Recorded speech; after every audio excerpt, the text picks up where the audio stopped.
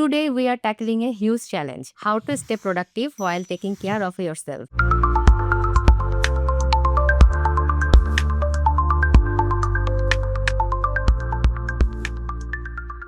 Hello everyone, welcome back to my channel. We all want to get things done, but burnout is real. So how do you balance both? Stick around because I will share practical tips to keep your energy high while maximizing your productivity.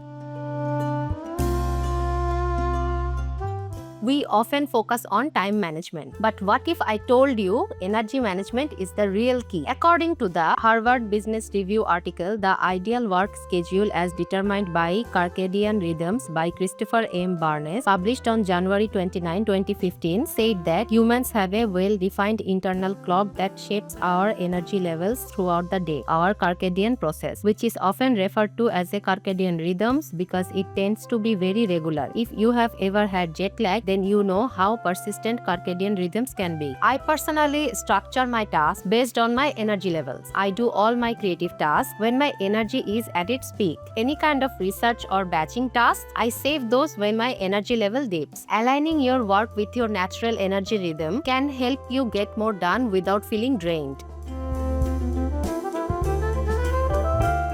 Let's talk about the real productivity boosters: sleep, nutrition, and movement. We often overlook this, but they are non-negotiables. I used to work non-stop, even staying awake for 36 hours straight. But guess what? I felt drained, unenergetic, and completely unmotivated. Eventually, I had to have a real conversation with myself and establish a healthy sleep routine. Now I balance my work and rest, and I feel way more productive. Movement is another big one. I make sure to get at least 30 to 40 minutes of exercise in the morning to wake my body up. It doesn't have to be intense, just something to get the blood flowing. And of course, I fuel up with nutritious meals to keep my energy steady throughout the day.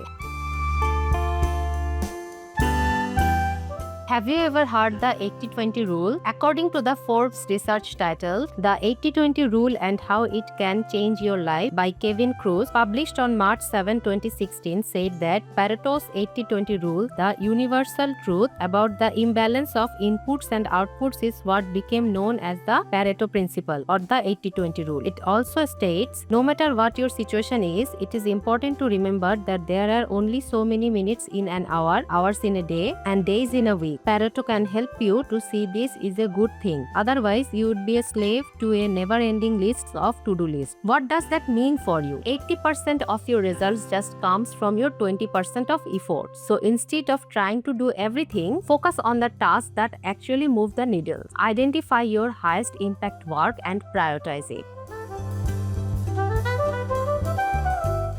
One of the most important aspects of balancing self-care and productivity is set clear boundaries. This is something I struggled with in the past, but now I prioritize my time and space. Whether it's the limiting the time on the social media or telling my loved ones that I need time to focus. Setting boundaries allows me to give my best energy to what truly matters. Setting boundaries is not just about saying no. It's about creating an environment where you can focus, recharge, and be your most productive self. Mindfulness is a game changer when it comes to productivity and well-being. Taking a few moments to meditate, breathe, and simply step away from your work to clear your mind can do wonders. This practice helps reduce stress and enhances focus. I like to practice mindfulness throughout the day, whether it's a quick breathing exercise or just being fully present while taking a walk. Mindfulness helps you stay tuned with your body and mind, making it easier to recognize when you need a break and when you are ready to dive back into work with your full focus.